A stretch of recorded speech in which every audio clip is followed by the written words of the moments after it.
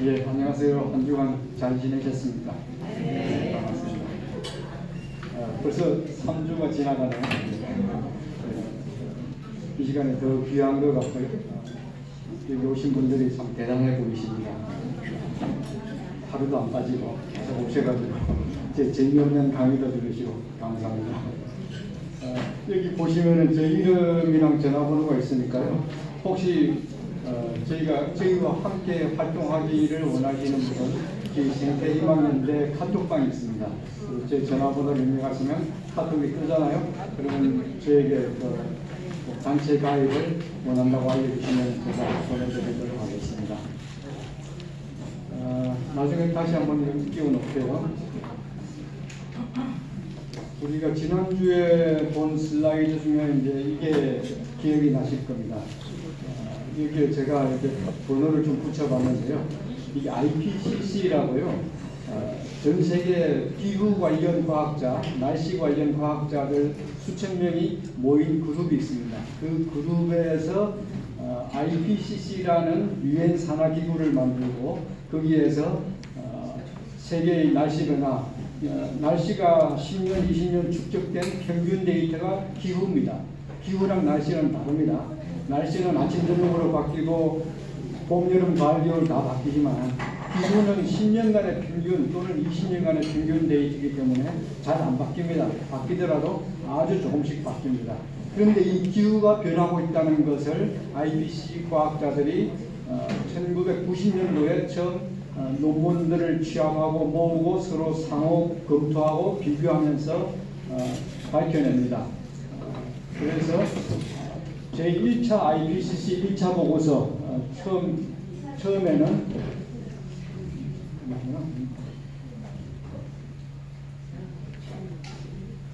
1차 보고서를 1990년대에 발표했었는데 이때는 기후가 변하고 있는 것 같다.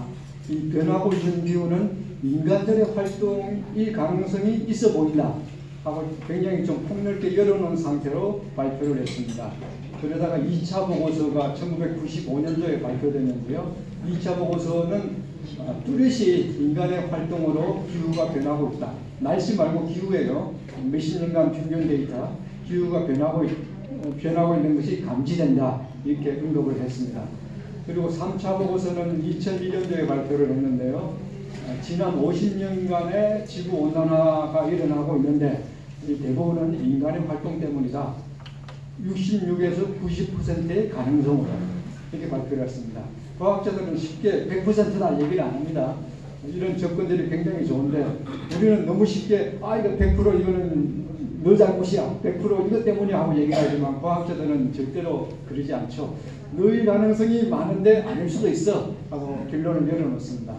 그래서 3차 보고서 때도 66에서 90%의 가능성으로 사람이 만들어냈을 가능성이 있다. 이렇게 발표를 했고요. 2007년 제4차 보고서에서는 인간의 활동으로 생긴 위기일 가능성이 90% 이상이다. 이제 점점 접근해가죠. 왜냐하면 그동안에 계속 관측 기록이나 데이터들이 막 쌓이고 또 관측소가 세계 곳곳에 점점 늘어나고 있고 바다의 관측소가 늘어나고 있고 온도만 체크하는 게 아니라 이산화탄소의 양도 체크하는 데가 포인트가 예전에는 마우나로아, 하와이의 마우나로아 한 군데였는데 이제 점점 늘어나서 세계 곳곳에서 이산화탄소 또 메탄 이런 관측소가 막 늘어나고 이런 기후 데이터들이 막 집적이 되니까 이게 사람의 활동 탓일 가능성이 점점 높다. 그래서 90% 이상이다. 결론을 지었고요. 그것 때문에 IPCC가 그때 노벨상을 받았습니다. 제5차 보고서는 2014년도에 나왔는데요. 이때는 extremely likely 95% 이상 인간의 활동으로 기후변화가 일어나고 있다 하고 점점 수렴해가고 있고요. 이 5차 보고서 때문에 2015년 파리 기후협정에서 이거 위험하다. 전 세계 정부 관련 관계자들이 모여가지고 과학자들의 발표를 보니까 점점 위험해지고 있고 인간의 활동 때문인 것이 95% 이상이니까 우리가 뭔가 해야 된다 하고 전 세계가 합의를 한 게 파리 협정서입니다. 그래서 그 협정에는 지구 기온을 1.5도 이하로 낮추는 것을 목표로 하고 맥시멈 2도 이하로는 막아야 된다. 그러지 않으면 타국이 온다 하고 각국 정부에서 합의를 했습니다. 그래서 합의를 한 내용은 우리가 2030년까지 이산화탄소 배출을 40% 줄여야 돼. 이대로 하다가는 망해. 그래서 40% 줄이고 2050년에는 넷제로 우리가 배출하는 이산탄소를 하나도 없게 만드는 거예요. 물론 배출은 좀 하지만 포집하거나 나무를 심어서 없애서 플러스 마이너스 하면 제로가 될 수 있게 만들자 하는 목표를 세우고 그 목표에 전 세계 정부가 198개국인가 합의를 했습니다. 이게 2014년 IPCC 보고서의 영향이고 2015년 파리 협정이 거기서 생겼죠. 그런데 트럼프가 집권하자마자 1기 집권하자마자 파리 협정 탈퇴했죠. 그 다음 이번에 또 집권하자마자 첫날 파리 협정 탈퇴 서명을 했습니다. 과학자들의 발표를 안 믿겠다는 거죠. 가짜뉴스가 얘기를 하잖아요. 그러다 이제 2019년 6차 보고서가 이게 이제 발표가 됐고요.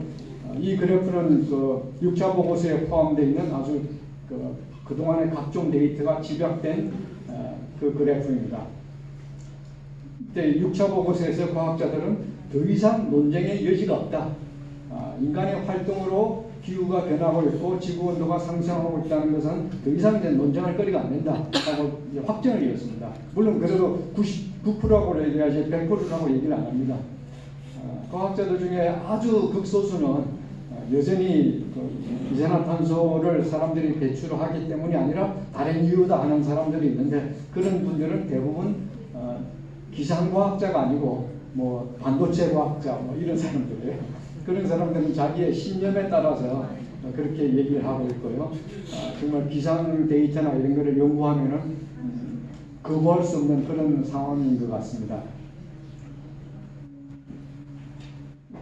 그래서 이산화탄소를 과연 그러면 누가 가장 많이 배출했느냐를 이제 역사적으로 보는 거예요.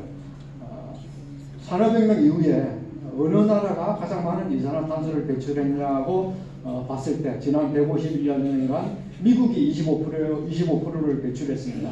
미국이 4분의 1을 배출했죠. 그 다음이 EU, 유럽연합이 22%였고 뭐 러시아 8%지만 중국은 현재 세계 1위지만 12.7%예요. 역사적으로 봤을 때. 그 다음 한국은 1%, 인도 3%, 1.3% 이렇게 그냥 다른 나라들은 조금이에요. 그러면 이제 누구를 블레임해야 될지 우리가 이제 답이 나오죠, 그죠? 누가 책임이 있느냐 이 문제에 대해서 우리가 쉽게 이제 알 수 있습니다.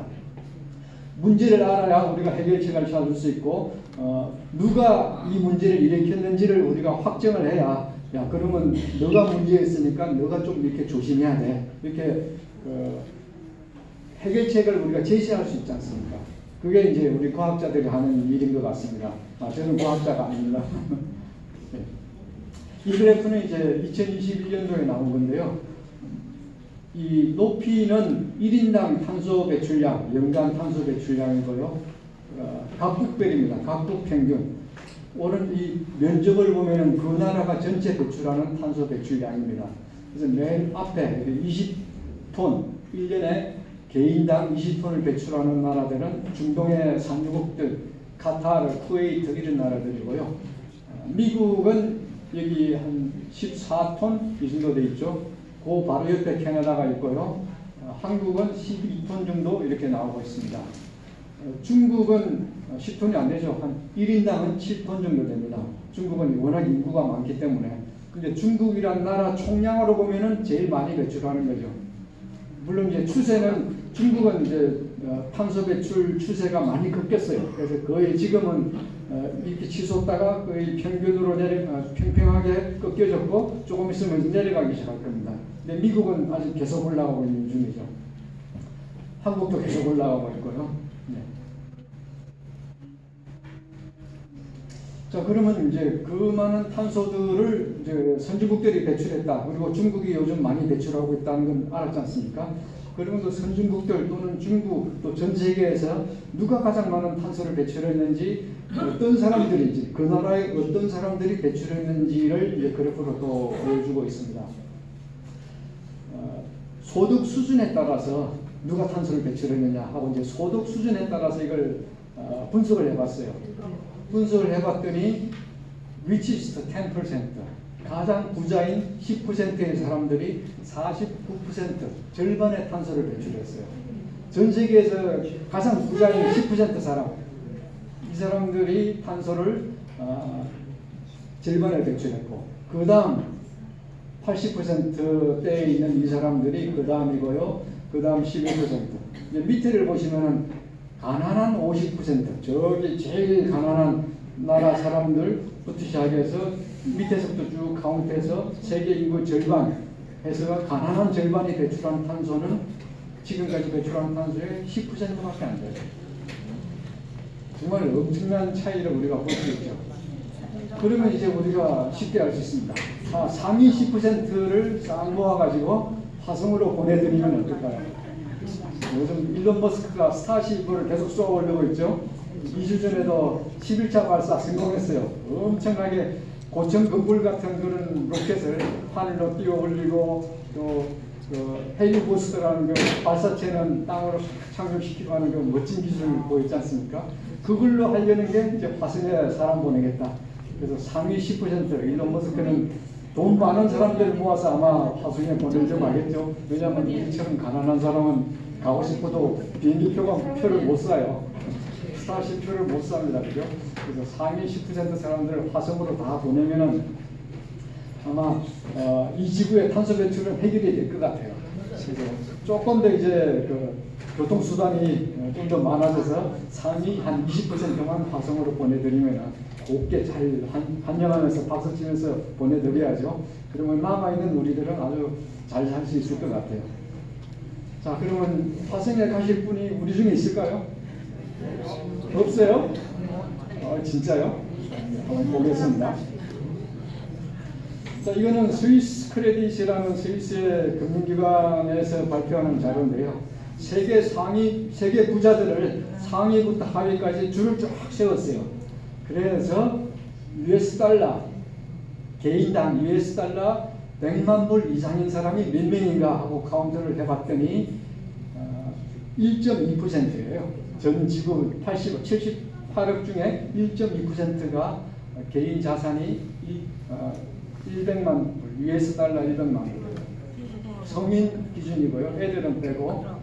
그래서 100만 불 이상. 상상외로 이게 조금 낮죠? 1인당 100만, 여기는 물론 몰기지 빼고, 뭐 론 빼고, 자기 개인 순 자산이에요. 은행 예금, 증권, 뭐 이런 거 다 합해서 개인 자산이, 넷 자산이 US 달러 100만 불 이상이면은 저기 세계 3위 1.2%에 들어갑니다. 아마 이 중에 계신 분 있으면 대단하십니다. 부부라면 이제 2밀리언은 있어야 되겠죠. 개인 혼자 같으면 1밀리언입니다. 그 다음 단계가 이제 US 달러 10만 불 이상이 11.8%입니다. 전 지구의 11.8%가 US 달러 10만 불 이상입니다. 그러면 온타리오 토론토에서 집을 내가 하나 가지고 있다. 그러면 대부분 뭐 부부가 공동으로 소유를 하고 있다고 해도 11.8%에 들어갑니다. 아까 조금 전에는 우리 중에 화성 갈 사람 아무도 없다고 그랬죠. 자, 그러면 저도 가게 되고 아마 이 중에 대부분 가셔야 될 거예요, 화성에. US 달러 10,000불 이하가 인구의 절반입니다. 그죠? 이분들이 탄소 배출은 10%밖에 안 했어요. 근데 가장 고통받는 사람들은 10,000불 이하의 저소득 계층에 있는 사람들, 국가들입니다. 그래서 그 피라미드를 거꾸로 하면 뒤집어 봅니다. 뒤집어 보면은 이 그래프를 뒤집어 보면은 US 달러 100만 불 이상인 사람들이 갖고 있는 총 자산, 아까 1.2%라고 그랬죠. 1.2%의 사람들이 갖고 있는 총 자산이 거의 절반이에요. 거꾸로 세우면 거의 맞아요, 이 비율이.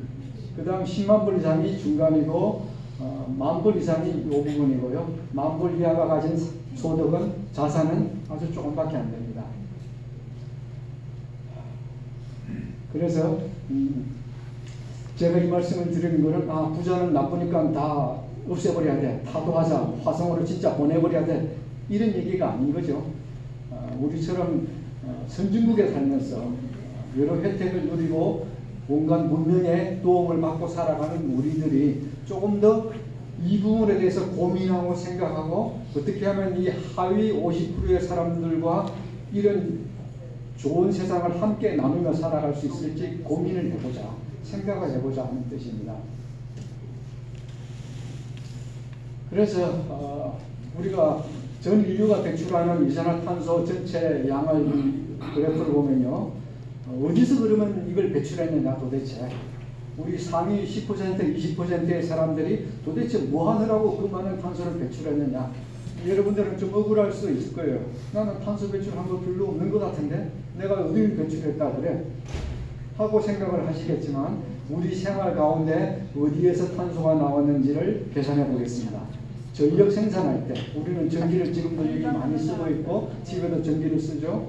이 전력 생산할 때 탄소가 27%가 배출됩니다. 전력 생산하기 위해서 석탄을 태우고 천연가스를 태우고 석유를 불태웁니다.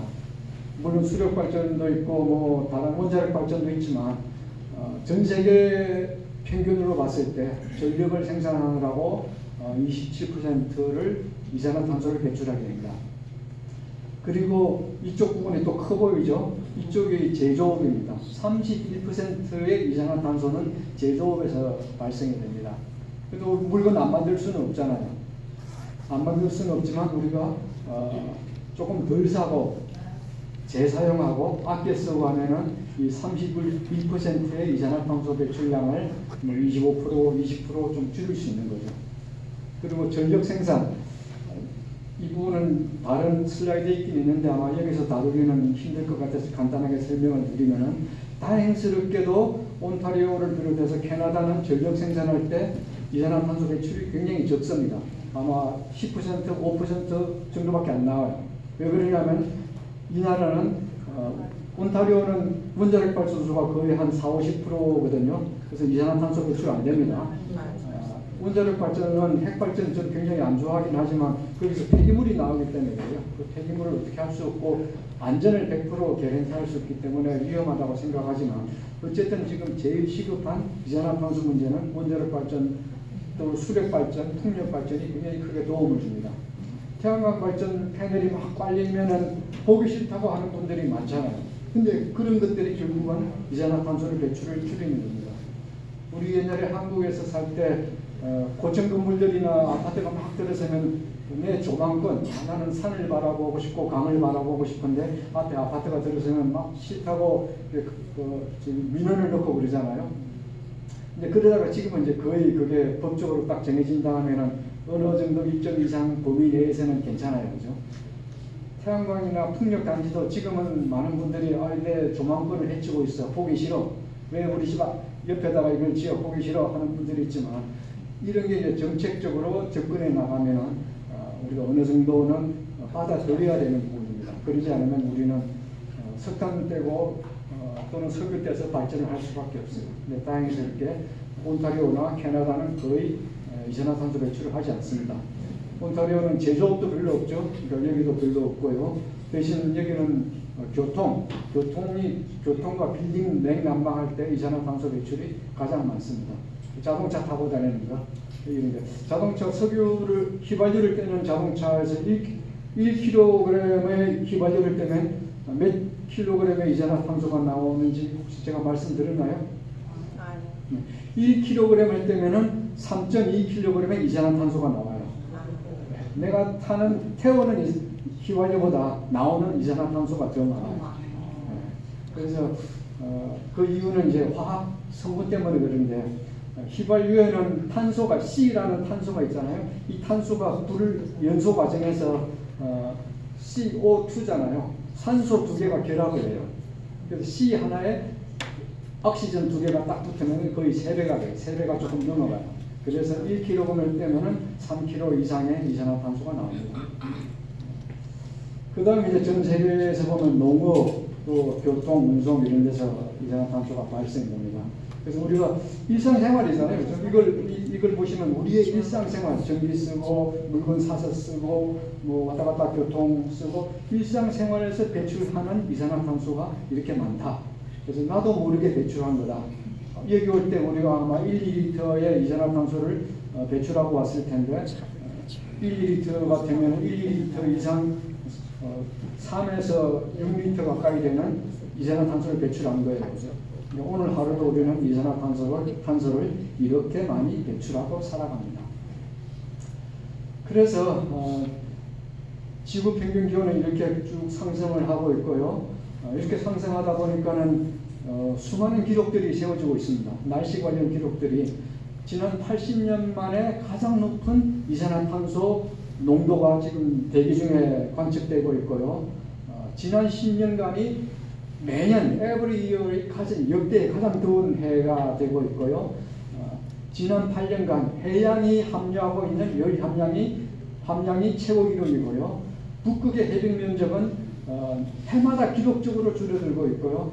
남극의 해빙 면적도 지난 3년 동안이 역사적으로 가장 낮은 3년이었고요.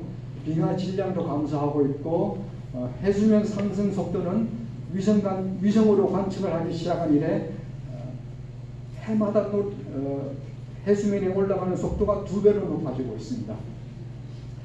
이 정도는 1초에 5개의 원자폭탄이 터지는 열량입니다. 1초에 5개의 원자폭탄이 1년 내내 1초도 쉬지 않고 터지는 그 열들이 바닷속의 90%가 흡수됩니다. 나머지 10%는 대기 중에 남게 됩니다. 그래서 지구기온은 이렇게 변하고 있는데요. 작년에 1.5도가 상승했다고 그랬지만 지구 평균이고요. 지구 평균 1.5도 상승한 게 골고루 상승하는 게 아니고요. 여기 보시면 빨간색 되는 부분이 가장 많이 상승한 북극 지역이에요. 여기는 3도, 4도 상승했습니다. 그리고 중위도 지역은 적당하게 1도 안팎에서 상승했고 남극 쪽은 하얗게 오히려 남극 대륙 주변은 오히려 하얗게 온도가 줄었어요. 자, 한번 이 이유를 한번 설명해 보면요. 북극 쪽은 왜 온도가 많이 상승할까요? 해빙이 덮여있던 데가 온도가 올라가니까 눈이 녹고 얼음이 녹죠. 그러면 햇빛을 시커먼 바닷물이 더 많이 흡수하게 됩니다. 눈이나 얼음은 햇빛을 다 90% 반사를 하다가 시커먼 바닷물이 딱 노출되면은 여기에 훨씬 많은 햇빛 에너지가 저장이 됩니다. 그래서 온도가 더 많이 올라가고 또 시베리아 툰드라 지역에 눈으로 덮여있던 데가 이끼가 막 낍니다. 그러면 하얀 툰드라 지역이 녹색의 이끼 지역이 바뀝니다. 이끼 지역으로 바뀝니다. 그러면 또 태양열을 더 많이 흡수하죠. 그래서 북극 지역이 훨씬 빠른 속도로 온도가 올라갑니다. 남극은 왜 그러냐? 남극은 대륙 위에 눈이 쌓여있고 대륙 위에 굉장히 두꺼운 얼음층이 있습니다. 그래서 녹고는 있지만 이게 다 녹으려면 한참 남았습니다. 그래서 전체적으로 해빙 면적은 빙하의 면적은 크게 감소하지는 않지만 꾸준히 녹고 있습니다. 녹다 보니까 그 녹은 물은 차갑잖아요. 녹은 물이 바닷물로 흘러들어가니까 바다 온도가 차가워집니다. 그래서 남극 주변의 남극 주변의 해양 표면 온도는 낮아지고 있습니다. 여기 하얀 부분은 그린랜드입니다. 그린랜드도 빙하가 녹아서 차가운 물이 바다로 막 흘러드니까 온도가 더 낮아졌습니다. 이런 걸 보면 더 이상 과학적으로 부인할 수가 없는 거죠. 지난번에 보여드린 표를 다시 한번 보여드리면 60년대에는 0.8 ppm씩 이산화탄소가 해마다 증가했는데 2010년에서 20년 사이에는 해마다 2.4, 2023년에서 2014년에는 3.5 굉장히 높아졌습니다. 근데 2023년, 4년, 2025년 이럴 때는 과학자들이 측정을 해보니까 사람이 배출한 이산화탄소 양은 그 전에 비해서 그렇게 높진 않아요. 살짝 높아지긴 했지만 우리가 많이 노력을 하고 애를 써서 조금 높아졌어요. 그런데 대기 중에 이산화탄소 농도는 예상 밖에 너무 높아졌어요. 그 전과 다르게 더 높아졌어요. 배출은 적게 했는데 그 농도가 높아졌다는 것은 과학자들이 굉장히 심각하게 보고 있습니다. 이제 인간이 배출한 이산화탄소의 양보다 자연이 스스로 배출하는 이산화탄소 양이 훨씬 더 많아지고 있다. 이제 우리의 손을 떠난 것 같다 하는 우려를 조금씩 내고 있습니다. 이제부터 우리가 아무리 노력을 해도 자연이 배출하는 이산화탄소량은 더 이상 어떻게 할 수가 없다. 바닷물 온도가 높아지잖아요. 그러면 그동안에 바다에서 엄청난 양의 이산화탄소를 흡수했는데 이제 1도, 1.5, 1도, 1.2도 이렇게 높아지니까 이제 흡수를 안 하고 있어요, 바닷물이.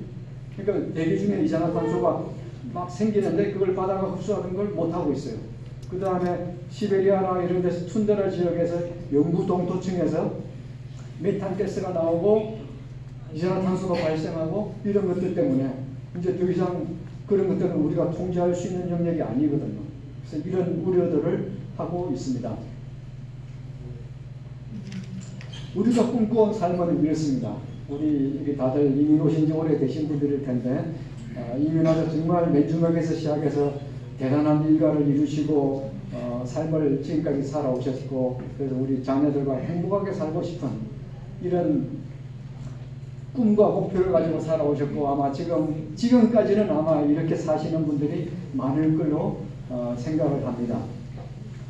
그러나 작년에 캐나다 지역, 북미 지역에 일어난 산불들은 이렇게 많이 일어나고 있습니다. 작년, 재작년의 산불은 사상 최대의 산불입니다.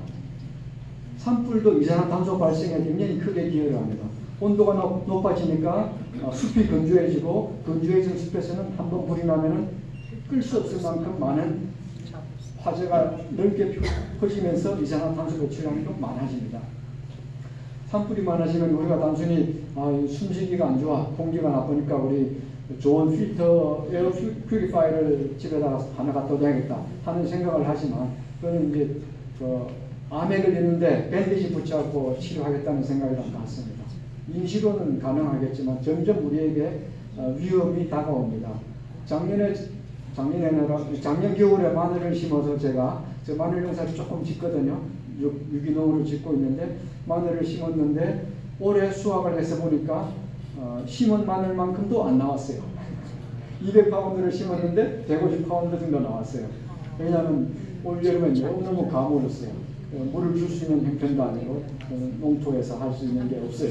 그래서 하늘만 바라보고 있는데 저만 그런 줄 알았더니 저에게 마늘을 공급해주는 캐나디안 농부는 자기도 만 파운드를 심었는데 수확한 거는 12,000파운드래요. 저보다는 조금 낫더라고요. 이게 우리 실생활과 다가오는 거예요. 바닷물 온도가 높아지면은 1도가 올라가면 산호초의 43%가 백화현상으로 죽어나게 됩니다. 그리고 산호초만 죽는 게 아니라 해양이 산성화됩니다. 해양이 산성화되면 이산화탄소 흡수를 못하게 되고 그 속에 살아가는 수많은 바다 생명들, 조개류니 작은 생명체들이 살지를 못하게 됩니다. 생태계가 이제 붕괴되는 거죠. 바다에 사는 작은 물고기들의 40%는 어린 시절을 산호초 속에서 살면서 보냅니다. 근데 산호초가 없어지면은 걔들은 이제 또 살 데가 없어지는 거죠.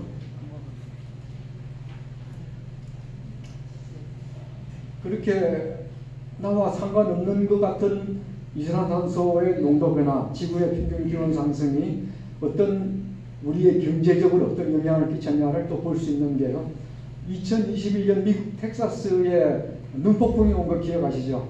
그래서 오랫동안 정전이 되고 난리가 났습니다. 그 따뜻한 미국 텍사스가 눈 때문에 또 스노우스톰 때문에 난리가 났습니다.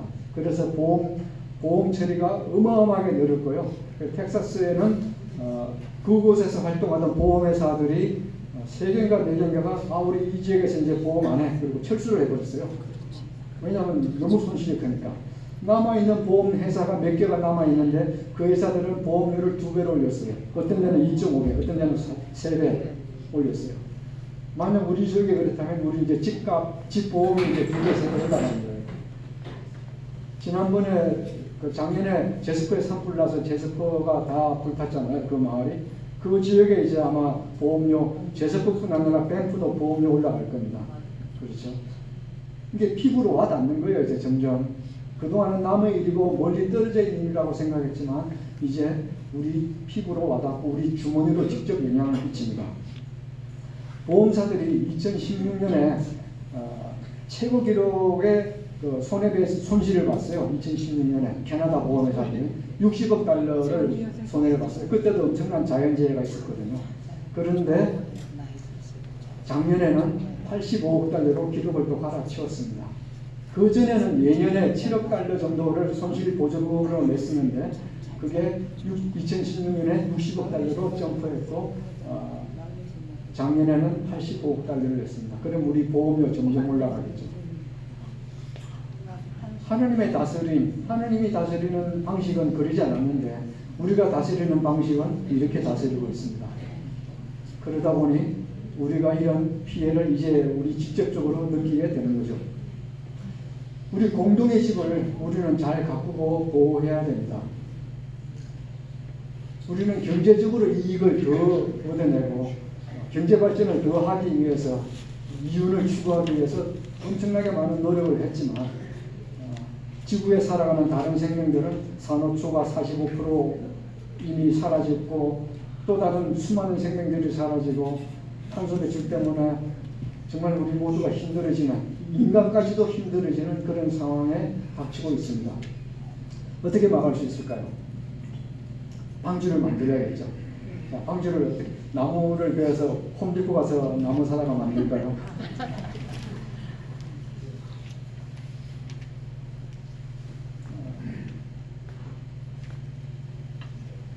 우리는 생태적인 회심을 해야 됩니다.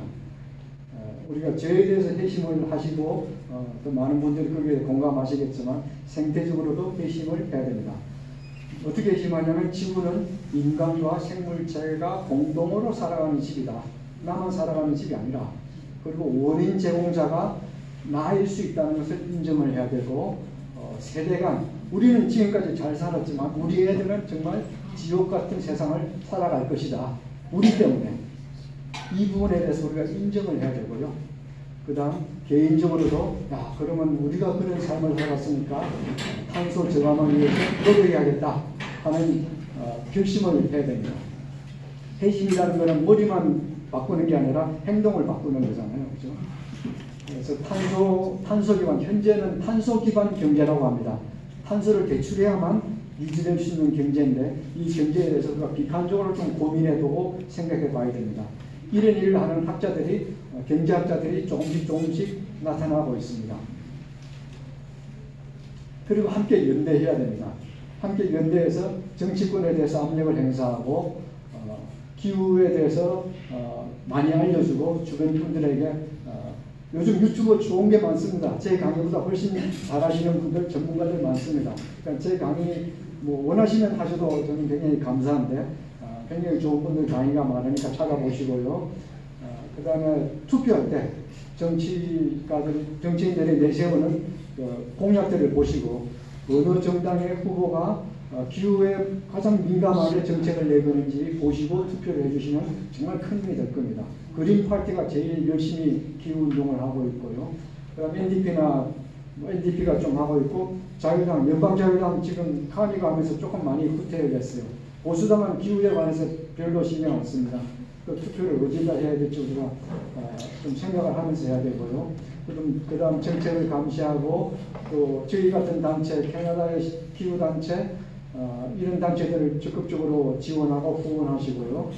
그 다음 우리 같은 한인사회뿐 아니라 이민 와서 큰 커뮤니티를 갖고 있지만 영어가 잘 안 돼서 현지 사회에 못 들어가는 이민자 커뮤니티들이 있습니다. 중국인 커뮤니티 같은 분들. 이런 분들은 중국말로 하는 기후단체가 있으면 좋겠는데 저는 아직 그런 단체를 못 들어봤어요. 혹시 주변에 중국인 커뮤니티에서 일하시는 분이 계시면 제안해 주시고 그쪽에서도 만들도록 격려해 주시고 우리랑 연대할 수 있게 다리를 놓아주시고 이렇게 해서 점점 이런 연대의 폭이 넓어지면 좋겠습니다. 그리고 기후단체들이 하는 청원들이 많이 있습니다. 이런 정책에 대한 청원들 할 때 동참해 주시고요. 그래서 공동의 집에 우리가 잘 살 수 있도록 잘 살아나갈 수 있도록 하면 좋을 것 같습니다. 그동안 함께 해주셔서 너무 감사드리고요. 여기 다시 제 전화번호가 있으니까 필요하시면 알려주시고 연계해 주시면 정말 감사하겠습니다. 감사합니다.